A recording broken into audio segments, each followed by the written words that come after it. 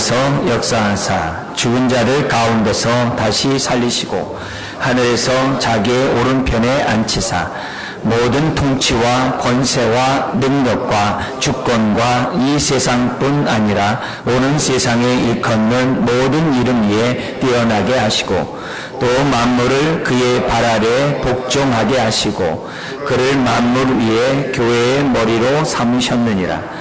교회는 그의 몸이니 만물 안에서 만물을 충만하게 하시는 이의 충만함이니라. 아멘. 우리가 교회를 어떻게 이해하느냐에 따라서 교회 생활을 하게 되죠. 특별히 우리가 성경에 나타난 교회에 대한 정의를 우리들이 잘 헤아릴 때 우린 또한 성경에 맞는 그런 신앙생활, 교회 생활을 할 수 있으리라고 믿습니다. 그런 의미에서 우리가 교회에 대한 이 정의를 이해할 때 삼위일체 하나님의 입장에서 이해하는 것이 좋다고 말씀드렸습니다. 그래서 성부 하나님의 입장에서 교회는 택함받은, 그죠? 택함받은 그런 자들이 부르심을 받은 그 하나님의 백성의 모임이 교회라 했어요. 택했기 때문에 우리를 부르셨고 부르신 자들을 하나님의 백성으로 이제 삼으신 그것이 우리가 교회를 이해하는 데 있어서 매우 중요한 관점이라고 말씀드렸습니다. 그리고 성자 입장에서 교회는 그리스도의 몸, 성령의 입장에서는 성령의 전으로서 우리들이 교회를 보고 교회를 이해해야 한다고 했습니다. 우리가 두리뭉실하게 어떤 진리를 아는 것도 중요하지만 성경에서 우리가 정확한 이 정의를 알고 진리의 말씀을 알면 그만큼 신앙생활이 즐겁습니다. 힘이 있고요, 보람이 있고 또 인내함으로 또 우리들이 신앙생활을 잘할 수 있는 것을 보게 됩니다. 오늘은 우리가 성자 입장에서 교회, 그리스도의 몸에 대해서 우리가 살펴보기를 원합니다.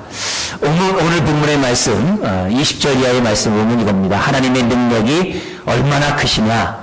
능력이 너무나도 크시기 때문에 죽었던 예수님을 다시 살리실 수 있었다. 살리실 뿐만 아니라 예수님을 하늘 보좌 우편에 앉게 하시기까지 하셨다.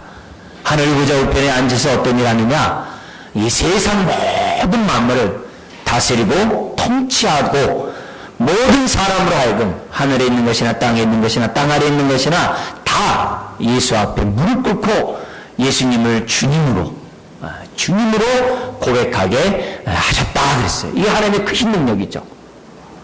근데 하나님은 보좌 우편에 예수님을 앉게 했을 뿐만 아니라 교회의 머리로 삼았다 그랬어요.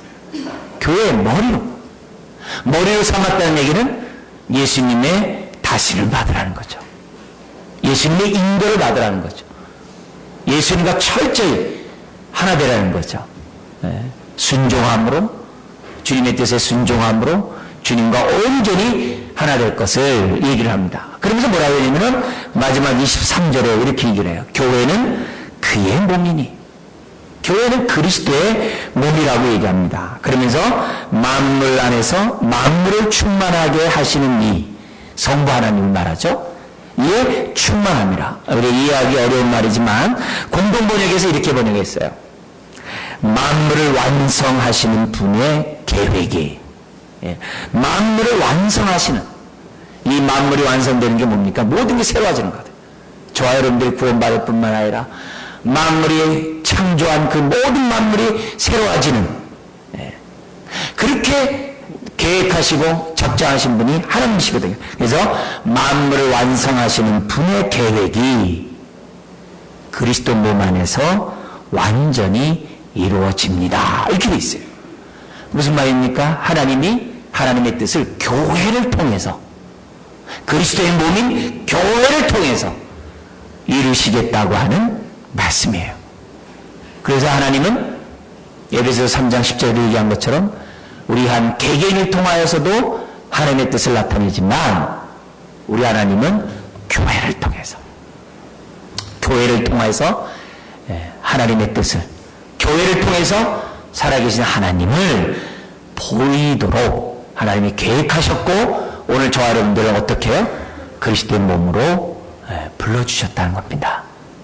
이게 하나님의 계획이고 하나님의 뜻이에요. 우리가 교회를 바라볼 때마다 교회는 그리스도의 몸이고 교회는 하나님의 뜻을 나타내기 위해서 하나님이 이렇게 불러 모으셨구나.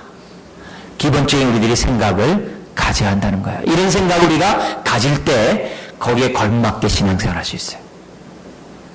그래야 우리의 신앙이 정말 험한 데 안 가고 갓길 안 가고 우리가 정말 주님이 인도하시는 생명의 길로 저와 여러분들이 확신 가운데 걸어갈 수 있다는 것이 하나님의 말씀입니다. 자, 이런 가운데 오늘 좀 그리스도의 몸에 대한 이 내용을 좀 더 우리가 좀 살펴보기 원하는데요. 우리가 그리스도의 몸을 생각할 때 첫 번째 우리가 깨달을 진리가 있습니다. 구원에 대한 관점도 좀 우리가 좀 바꿔줘야 돼요. 다른 말로 하면 구원을 우리들이 개인적인 입장에서만 정의하지 말라는 거죠. 개인적인 입장에서 구원이 뭐예요? 죄사함 받고 하나님의 자녀가 되고 날마다 옛사람을 벗어버리고 새사람을 덧입는 가운데 주님의 재림 때 구원의 완성을 향해서 살아가는 것이 구원이죠. 그죠? 죄사함 받고 자녀가 되고 천국 가는 거, 그게 구원이죠. 근데 이 구원은 개인적인 입장에서 바라본 구원이라는 거예요. 근데 성경은 우리의 구원의 관점을 개인적 입장에서만 보지 말고 그리스도의 몸의 입장에서 구원을 생각하라는 거예요. 굉장히 중요한 얘기입니다. 그래서 구원이 뭐가 됩니까? 그리스도의 몸의 한 지체로, 그리스도 몸의 한 구성원으로 저와 여러분들이 부름받은 것이 구원이라는 거예요. 개인적 입장에서 구원을 이루어가는 삶은 옛사람을 벗어버리고 새사람을 덧입는 거예요. 그게 성화예요. 구원을 이루어가는 삶, 그게 성화예요. 근데 그 성화의 삶에는 옛사람만 벗어버리고 새사람을 덧입는 것만이 아니라 그리스도의 몸으로 몸의 한 지체로 부름받았으니 그리스도의 몸을 세워가는 것도 성화라는 거예요. 구원을 이루어가는 성화의 삶이라는 거예요. 무엇도요? 그리스도의 몸을 세워가는 것. 우리가 그리스도의 몸에 대한 올바른 이해, 올바른 생각을 가질 때 교회를 바라보는 눈이 달라요. 그리고 구원을 이루어가는 삶이 개인적 입장에서만 머무는 게 아니라 넓어져요. 다른 말로 하면 온전해져요. 제대로 돼요. 구원을 이루어가는 삶을 제대로 살 수 있어요. 그만큼 하나님의 은혜 가운데, 축복 가운데, 하나님이 주시는 사명 가운데 저 여러분들이 제대로 살아갈 수 있다는 것을 성경 우리들에게 가르쳐주고 있어요. 하나님이 왜 택하신 자들을 부르셨습니까? 왜 이렇게 부르셨냐게? 그리스도의 몸을 세우려고. 다른 말로 하면은 새 언약 공동체를 세우기 위해서 오늘 저와 여러분들을 부르신 줄 믿습니다. 그럼 왜 하나님께서는 그리스도 몸을 이렇게 세우셨을까요? 왜 교회를 결국 왜 이렇게 우리 하나님께서 만드셨을까요? 뭐 여러 가지 이유가 있지만 성경 두 가지를 얘기할 수 있어요. 첫째는 우리 가운데 함께 계시려고. 우린 구약에서 이걸 보아요. 출애굽한 이스라엘 백성이 가나안 땅으로 향해 가고 있어요. 근데 가나안 땅을 향해 가고 그리고 한 곳에 머무를 때마다 그들이 진을 칩니다. 진을 쳐요. 그래서 12지파가 동서남북으로 다 갈라져요. 그냥 12지파가 뭐 좋다고 뭐 자기가 원하는 대로 하지 않습니다. 지파별로 딱 동서남북으로 어떤 위치에 텐트를 치고 거기에 정착해야 되는지를 정확하게 얘기를 해요. 그리고 그들 그 안에 레위지파가 있어요. 레위지파가 성전에서 일하는 자들이죠. 레위지파가 있어요. 그리고 레위지파 그 안에 성막이 있어요. 그게 무슨 말이에요? 하나님이 하나님 백성 가운데 계신다는 말이에요. 왜 하나님이 교회를 세우셨습니까? 왜 그리스도를 세우셨습니까? 우리 가운데 계시려고. 그래서 예배를 받으시고 우리와 친밀한 교제를 나누시고 우리와 함께 지내시기 위해서 하나님이 교회를 세우셨어요. 또 하나 이유가 있어요. 이 교회를 통해서 하나님이 살아계시다는 것을 세상으로 하여금 보도록 하기 위해서 교회를 세운 거예요. 그래서 세상 사람들이 믿는 저와 여러분들을 보면 교회를 보면 교회는 건물이 아니라 믿는 저와 여러분들이 교회예요.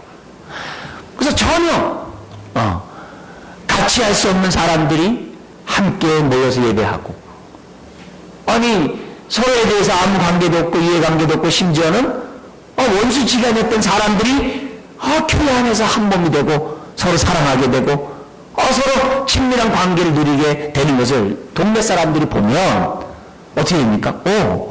저긴 뭔가 있나 보다. 저긴 뭔가 있나 보다. 저들이 말하는 하나님이 정말 계신가 보다. 사람이 생각하게 돼 있습니다. 그래서 교회를 통해서 세상 사람들과 하여금 하나님을 보도록 하나님이 교회를 부르신 거예요. 물론 개개인을 통해서 하나님이 나타나야죠. 그렇지만 우리 하나님은 교회를 통해서 하나님이 세상에 드러나기를 원하신다는 거예요. 이거는 예수님이 제자를 부르신 목적과도 같아요. 마가복음 3장 14절 이하에 보면 예수님이 12제자를 부르세요. 부르신 목적 두 가지가 나와요. 첫째는 함께 하려고, 임마누엘, 그들과 함께 교제하기 위해서, 함께 하기 위해서 예수님이 제자를 불렀대요. 두 번째, 보내시기 위해서 불렀대요. 그들을 세상에 보내서 두 가지 일을 하는 거죠. 하나는 전도를 하고, 하나는 귀신 들린 자들을 쫓아내고 자유케 하고, 병든 자, 고통당하는 자들을 자유케 하기 위해서 제자를 보냈다는 거예요. 예수님의 제자를 부르신 목적 분명히 얘기를, 내가 너희와 함께 하기 위해서, 그리고 내가 너희를 세상에 보내기 위해서 제자를 불렀다는 거예요. 그렇기 때문에 우리가 교회를 생각할 때마다 항상 기본적인 두 가지를 생각해야 합니다. 예배해야 된다. 우리가 한 번 일해야 된다. 그리고 동시에 우리는 세상으로부터 보냄받은 자들이라는 사실을, 우리를 통해서 하나님이 전파되어야 된다는 사실을 항상 생각하셔야 됩니다. 우리가 말은 이렇게 해요. 보내는 선교사, 보냄받은 선교사. 이래서 우리는 다 선교사다. 말은 그렇게 얘기를 합니다. 그러나 정확한 표현은 우리 모든 사람은 다 보냄받은 자예요. 모든 성도는 다 보냄받은 자예요.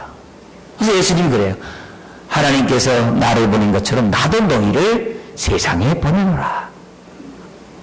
그래서 교회와 선교는 뗄 수가 없는 거예요. 구원받은 사람과 보냄받은 사람은 선교는 뗄 수가 없는 거예요.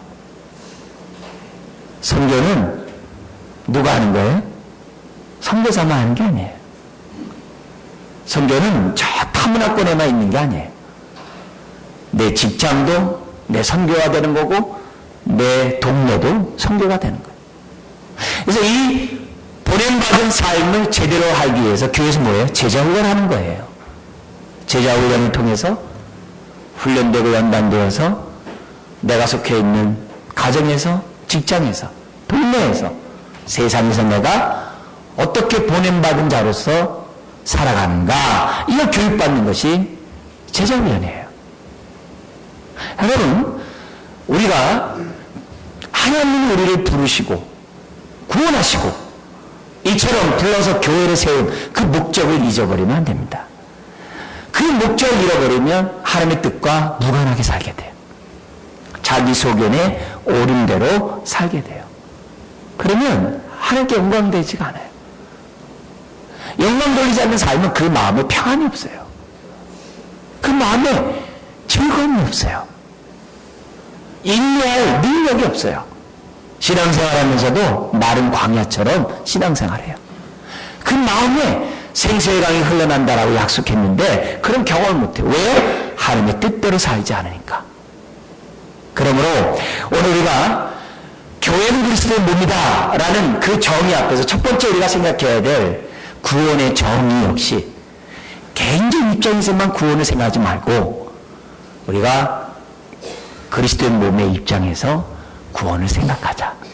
그래서 구원을 이루어가는 삶도 그리스도의 몸을 세우는 것임을 우리가 그 관점을 놓치지 말자는 것을 이 시간에 분명히 했으면 좋겠어요. 두 번째 우리가 그리스도의 몸을 생각하면서 생각해야 할 것이 뭐냐면 주님과 우리와의 관계예요. 주님과 우리의 관계가 어떤 관계냐 이게. 바로 예수님이 나의 주님이라는 거예요. 주님과 예수님과 나의 관계가 주님과의 관계. 그래서 우리가 신앙생활 하면서 우리가 살아가는 그것이 뭐냐? 주님이 주님 되시도록 해야 돼요. 주님이 주님 되시도록 해요. 그게 뭐예요? 주님의 뜻대로 사는 거예요. 주님의 뜻대로 인도함 받는 거예요. 주님의 말씀에 순종하는 삶을 사는 거예요. 네?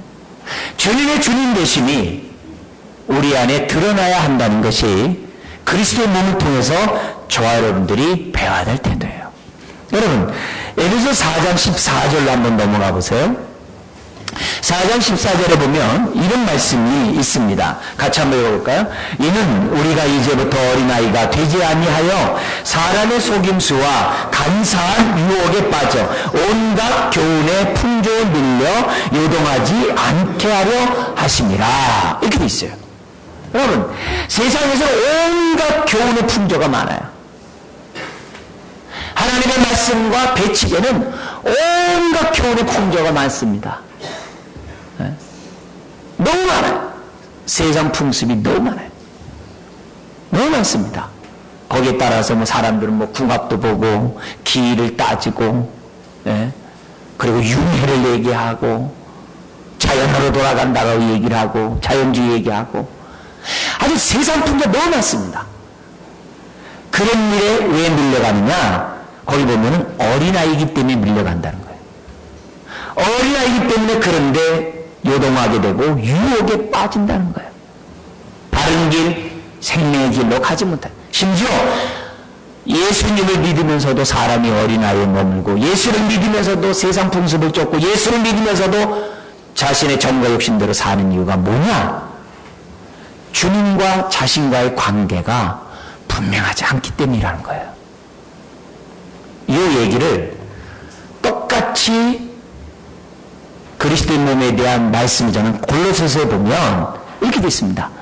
골로새 2장 8절부터 23절에 보면 골로새 교회를 어지럽혔던 이단들이 나와요. 근데 거기에 나와 있는 그 이단은 역사적 2000년 동안 변함없는 이단들이에요. 예를 들면 율법주의자들, 또 한쪽에서는 율법 폐기론자들, 또 한쪽에서는 금욕주의자들, 한쪽에서는 신비주의자들, 천사를 숭배하는 자들, 다양한 이단이 골로새 교회를 어접혔어요. 근데 그 골로새 교회가 그렇게 다양한 이단들에 빠져가지고 어떤 사람은 형식주의로 가고 어떤 사람은 쾌락주의로 가고 어떤 사람은 금욕주의로 가고 어떤 사람은 신비주의로 가고 다양한 모습을 가는 그 이유가 뭐냐? 2장 19절에 이렇게 얘기해요. 너희들이 머리이신 예수님을 꽉 붙잡지 않았기 때문이다. 이렇게 얘기를 해요. 무슨 말이에요? 주님과 주님 되심이 온전하지 않다. 이게. 예. 온전하면 주님으로부터 인도를 받고 그분의 돌보심을 받을 텐데 온전한 인도를 받으니까 신앙도 어린아이에 머문 거예요. 어린아이에 머무니까 어떻게 돼요? 자신의 경험에 따라 자신이 마음이 원하는 대로 사람들이 신앙생활하는 거예요. 구원받은 그 이유도 머리 대신 주님과 긴밀한 관계가 돼야 되는데 믿고 난 다음에 자기 멋대로 산다 이게. 그래서 자기가 경험한 것이 최고예요. 그래서 여기에 은혜가 있다, 저기에 은혜가 있다, 이렇게 신앙생활을 한다, 저렇게 신앙생활을 한다 하다 보니까 들어요? 온갖 이단들이 난무하게 돼 있다는 거예요. 뭐 때문에? 머리를 꽉 잡지 않기 때문에. 주님 되심이 분명하지 않기 때문에. 여러분, 주님 되심이 분명하지 않으면 하나님의 선하시고 기뻐하시고 온전한 뜻을 분별할 수 없고 뜻대로 살지 못합니다. 우리의 신앙이 자라갈 수 없습니다. 자라갈 수가 없어요. 우리가 하나님의 인도를 받을 수가 없어요. 머리 대신 주님과 떨어져 있으면 그 사이에 어떻게 돼요? 사탄이 가만히 안 있습니다. 자기 속에 오른 대로 살게 해요. 어떤 사람은 신비주의로 빠지게 하고 어떤 사람은 쾌락주의로 빠지게 하고 어떤 사람은 형식주의로 빠지게 하고 어떤 사람은 금욕주의를 자기 속에는 옳은 대로 신앙생활을 하게 해요. 몸은 세우지 않고 그리스도의 몸은 세우지 않고 하나님의 뜻대로 살지는 않고 자기 속에는 옳은 대로 산다. 왜요? 머리 되신 주님과 온전히 연합되어 있지 않기 때문에. 여러분, 주님 되심을 인정하지 않으면 절대로 우리는 하나님 뜻을 분별하지 못하고 뜻대로 살지 못해요. 바울이 이런 얘기했어요. 로마서 14장 이렇게 얘기했어요. 나는 사나 죽으나 하나님의 영광을 위해 산다. 이런 얘기했어요. 그런 말은 아무나 하는 게 아니에요. 누구만이 할 수 있느냐? 예수님이 자신의 주님이라고 고백한 사람만이 살 수 있어요. 하나님의 영광을 살 수 있어요. 교회에서뿐만이 아니라 가정에서, 직장에서, 세상에서 주님의 주님 되심, 주님의 인도를 받는 사람만이 하나님의 영광을 위해 사나 죽으나 하나님의 영광을 위해 나는 산다라고 고백할 수 있어요. 그래서 우리가 그리스도의 몸에 대한, 우리가 교회에 대한 정의를 생각할 때마다 주님과 나와의 관계가 분명한지를 이 시간 돌이켜 보셔야 돼요. 여러분, 예수님을 나의 주님이라고 고백하십니까? 네? 고린도전서 12장에서는 하나님의 영인 성령이 없이는 아무도 예수를 주라 할 수 없다 했어요. 예수님을 나의 인생 주라고 고백하는 것이 은혜요, 축복인 줄 믿습니다. 성령님은 예수님을 주님이라고 고백하는 사람을 통해서 일하게 돼 있어요. 예수님을 주라고 고백하는 사람을 통해서 성령님은 역사하게 되어 있습니다. 기도응답, 주되심을 인정한 자가 응답받아요. 그리고 그런 사람을 통해서 그리스도의 몸이 세워지고 그런 사람을 통하여 보냄을 받은 자로서 하나님의 영광을 드러내는 복된 인생이 되는 거예요. 그래서 주되심 분명해야 돼. 교회를 생각할 때마다 나는 주되심 분명한지를 생각해야 돼. 세 번째는 주님과의 관계뿐만이 아니라 서로와의 관계가 분명해야 돼요. 다른 말로 하면은 동일한 하나님을 아버지라, 동일한 예수님을 주님이라 고백하는 사람은 한 몸, 그리스도의 몸, 한 지체라는 믿음이 있어야 돼요. 그래서 그리스도의 몸을 생각할 때마다 우리는 한 지체요, 한 몸이요, 한 가족이라는 한 몸 의식을 가져야 돼요. 이 부분이 분명해요. 주님 되심이 분명한 사람은 지체의 관계도 온전해요. 그러나 주님 되심이 온전하지 않은 사람은 지체의 관계가 온전하지가 않아요. 예를 들면 하나님과 나와의 관계는 굉장히 좋다고 해요. 근데 지체를 돌보지 않아요. 그건 다 거짓된 신앙입니다. 그건 잘못된 어린아이 신앙입니다. 자기 착각입니다. 교회 안에서의 성도와의 관계가 온전해지도록 해요. 모든 성도들과 한 몸을 이루려고 해요. 특히 주님 되심을 고백한 사람들의 교회 생활이에요. 세상에 대해서도 마찬가지예요. 주님 되심을 고백한 사람은 가정에서나 직장에서 세상에서 온전해지려고 해요. 그들과의 관계를 온전히 맺으려고 해요. 왜 전도해요?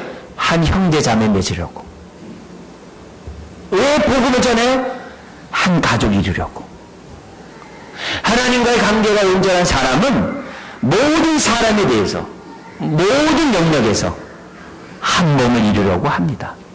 그게 그리스도의 몸을 통해서 우리가 깨달아야 될 진리예요. 그러므로 오늘 우리가 이 시간에 생각해봐야 돼요. 나는 동일한 하나님을 아버지라 부르고 있는 우리 지체들과 함께 정말 나는 한 지체의식을 얼마나 갖고 있는가. 내 스스로가 하나님과 나와의 관계에서 하나님을 아는 지식이 100이라 한들 만약에 지체를 아는 그런 관계가 10이면요 그 사람은 하나님을 10밖에 모르는 사람입니다. 착각하면 안 돼요.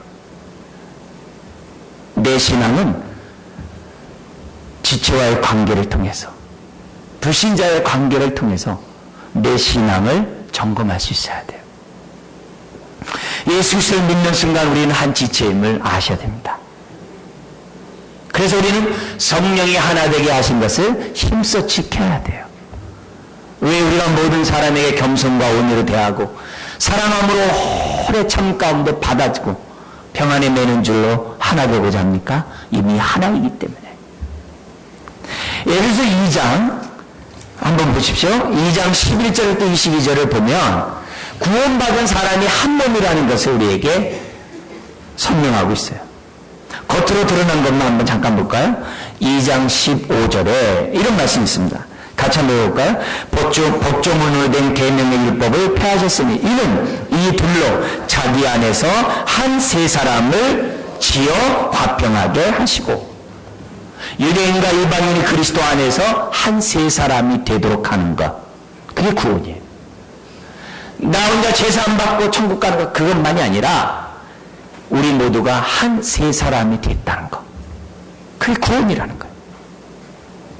또 한번 보십시오. 여러분이 잘 아는 19절 말씀 끝에 보면은 우리는 하나님의 권속, 한 가족이다 그랬어요. 한 가족. 21절 보십시오. 같이 읽어볼까요? 그의 안에서 건물마다 서로 연결하여 주 안에서 성전이 되어가고, 두 개의 성전 아니에요. 한 성전이 되어가고. 22절에도 뭐라고 그래요? 그리스도 안에서 함께 지어져 가느니라.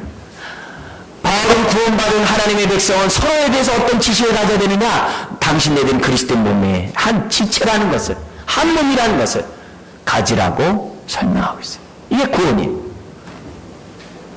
하나님과 우리가 하나 되는 것만 구원이 아니에요. 그게 2장 1절에서 10절이죠. 하나님과 우리가 하나 되는 것만 구원이 아니라 우리가 하나 되는 것도 구원이라는 거예요. 그러면 바울이 어떻게 이런 지식을 갖게 되었는가? 어떻게 이런 생각을 가지고 그의 머릿속에 이게 온통 사로잡혀 있는가? 우리 이것을 어디서 찾을 수 있냐면 바울이 예수님을 믿기 전에 스데반이 돌맞아 순교할 때 옆에 있었어요. 그리고 이 바울은 예수 믿기 전에는 그 열심히 특심해가지고 예수 믿는 사람을 다 잡아다가 옥에 가둔 사람이었어요. 심지어는 지금의 시리아 지역의 다메섹에 있는 그리스도인들을 잡으러 가기 위해서 파송받은 사람이 이 바로 바울이었어요. 사울이었어요. 근데 다메섹으로 가는 도중에 이 사울이 부활의 주님을 만납니다. 그리고 놀라운 말을 듣게 됩니다. 사도행전 9장에 나와 있는데요. 사울은 이런 얘기 들어요. 사울아 사울아 네가 어찌 나를 박해하느냐. 자기 동료로부터 들리는 소리가 아니었어요. 자기 동료 외에 다른 소리가 들었어요. 똑바로 자기 이름을 부르는 걸 들었어요. 사울아 사울아 내가 어찌 나를 박해하느냐. 이 소리는 사람의 소리가 아니었어요. 그래서 사울이 묻습니다. 주여 누구십니까? 보이진 않아요. 그러나 소리 들렸어요. 물었어요. 그러니까 주님이 또 얘기합니다. 나는 내가 박해하는 예수라. 딱 얘기를 해요. 거기 충격을 먹은 거예요. 그 말이 떠나질 않는 거예요. 아니 나는 사람을 핍박했는데 사람을 핍박한 게 아니라 예수님을 핍박했다니. 구원에 대한 하나님의 생각이 정리가 된 거예요. 아, 구원은 그리스도 몸을 이루는 것이구나. 그걸 깨닫게 돼요. 그래서 바울은 뭘 하든지 간에 성도를 대하듯 누구를 대하듯 죽게 대하듯 대했던 거예요. 그 지식이 그가 처음 만난 주님으로부터 들은 거예요. 근데 이것이 사울이 처음 들은 말입니까? 그때 처음 나옵니까? 아니에요. 예수님이 마지막 제자들에게 가르치면서 종말의 하나님의 심판에 대해서 설명을 해요. 말세에 하나님이 심판해가지고 양과 염소로 나눌 것이다. 세상을 심판할 때 천국과 지옥과의 사람을 나눌 텐데 그 기준이 나옵니다. 첫째는 지극히 작은 일에 얼마나 충성했느냐. 둘째는 지극히 작은 소자에게 예수의 이름으로 물을 떠줬느냐. 그걸로 심판한다는 거예요. 네. 여러분, 작은 소자에게 한 자가 그러면서 뭐라고 예수님이 곧 나에게 한 것이니라 그렇게 얘기했어요. 예수님이 지금 처음 얘기하신 거예요. 예수님이 처음 얘기하신 거예요. 그럼 예수님만 처음 얘기했습니까? 구약에 성부 하나님도 이 얘기를 하셨어요. 그래서 아담이 범죄할 때 이스라엘 백성이 여리고성은 이겼지만 아이성에서 패배해요. 이미 삼일체 하나님은 머릿속에 그리스도의 몸이 있는 거예요. 그러므로 오늘 우리가 이 메시지를 보면서 뭘 얘기하냐? 그리스도의 몸 생각할 때마다 내가 지체의식이 있는지, 동일한 믿음을 갖고 있는 지체의식이 있는지를 저와 여러분들이 보셔야 돼요. 과거에는 원수지간일 수 있어요.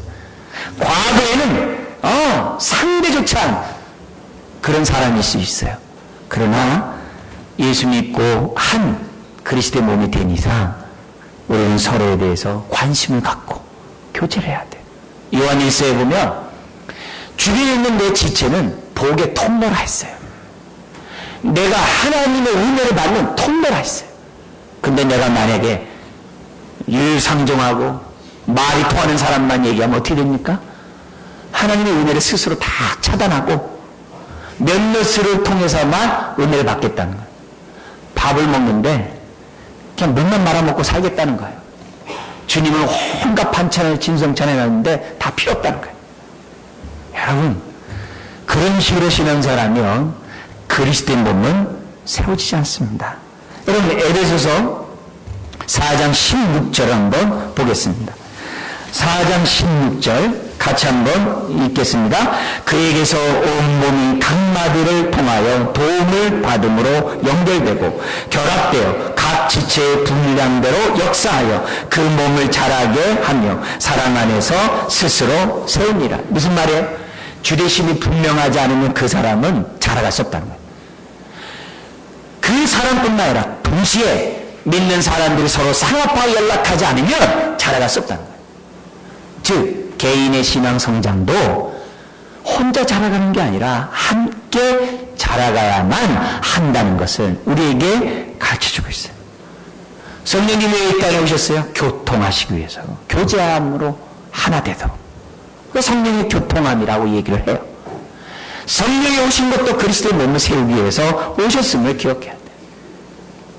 그래서 사도행전에 보면은 우리는 한 몸이라는 것을 시청각적으로 보여줘요. 대표적인 것이 2장, 4장 이런 데 나와요. 뭐냐? 자기가 갖고 있는 소유를 다 팔아가지고 가난하고 어렵고 힘든 사람에게 서로 다 나눠주는 거예요. 서로의 필요를 갖다가 공급하고 채워주는 거예요. 한 몸이 아니면 생각할 수가 없는 거죠. 생각할 수가 없는 거죠. 모이기를 힘쓰고 서로의 필요를 공급했던 초대교회가 그거예요. 그래서 로마서 16장 같은 데 보면 인사가 나와요. 이름도 발음하기 힘든 사람 이름이 쫙 나와. 30여 명이 나와요. 근데 그 이름이 중요한 게 아니라 그들이 누구였느냐가 중요해요. 거기 이름을 보면은 유대인도 있고 이방인도 있고 남종도 있고 여종도 있고 자유인도 있고 종도 있어요. 다시 말하면 그 당시 사회에 하나가 될 수 없는 사람이 한 교회를 이루고 있다는 거예요. 왜요? 그들은 부름받은 하나님의 백성이니까. 그리스도의 몸의 한 지체니까.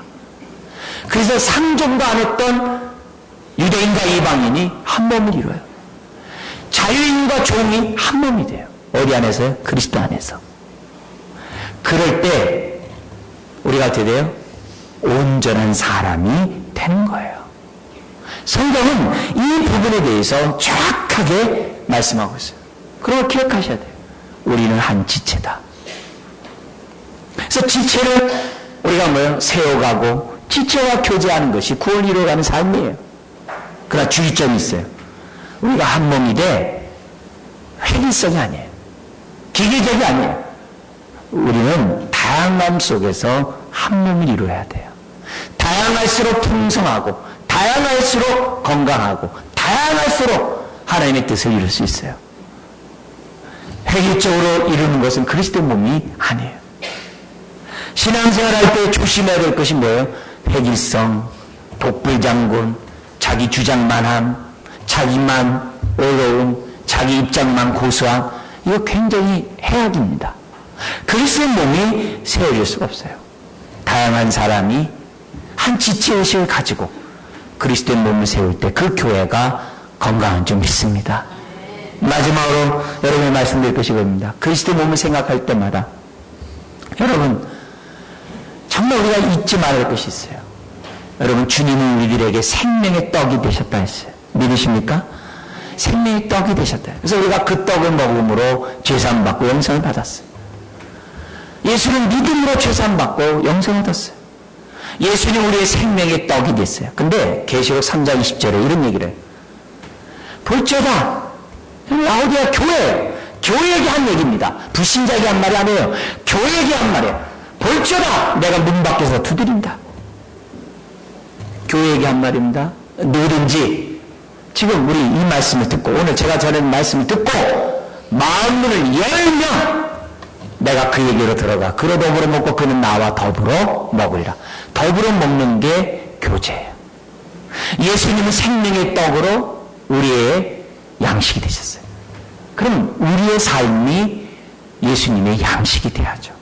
그러면 양식이 되려면 어떻게 됩니까? 개인적으로는 주되심이 분명하고 지체의식을 가질 때 온전한 떡이 되는 거죠. 교회적으로도 마찬가지입니다. 우리 교회가 그리스도를 중심으로 한 몸을 이룰 때 우리 교회는 온전한 떡이 돼요. 근데 우리가 주님과의 관계만 강조하고 성도 간에 지체의식이 없고 불신자에 대한 가족 삼고자 하는 마음이 없다면 마치 뭐와 같은 거예요? 호세아 선지자가 얘기했어요. 7장 8절 이하에 뭐라고 얘기했냐면 뒤집지 않는 빈재떡이래요. 뒤집지 않는 전병이래요. 전병, 빈재떡. 여러분 빈재떡을 뒤집지 않으면 어떻게 됩니까? 밑에는 타고 위에는 설거요. 그 빈재떡 맛없어요. 주님은 우리의 생명의 떡이 됐으면 저와 여러분들이 뭐가 돼야 돼요? 주님이 잡수시기에 합당한 떡이 돼야 돼요. 그 떡은 다른 게 없어요. 우리가 온전한 그리스도의 몸이 되는 거예요. 우리가 어린아이에 머물고 자기만 신앙생활하고 자기만 하나님의 은혜 가운데 살겠다고 하고 여러분 그런 신앙은 주님이 잡수실 수가 없어요. 그러므로 오늘 우리가 다시 한번 하나님이 왜 우리를 부르셔서 교회를 세우셨는가를 생각하고 우리의 신앙이 온전히 그리스도의 몸을 세워감으로 하나님께는 영광이요 세상에게는 하나님을 보여주는 저 여러분들이 되어야 될 줄 믿습니다. 성부 하나님은 부르셨어요. 성자 하나님은 몸을 세우셨어요. 성령 하나님은 오늘 우리로 하여금 하나님의 뜻을 이루도록 능력을 부어주세요.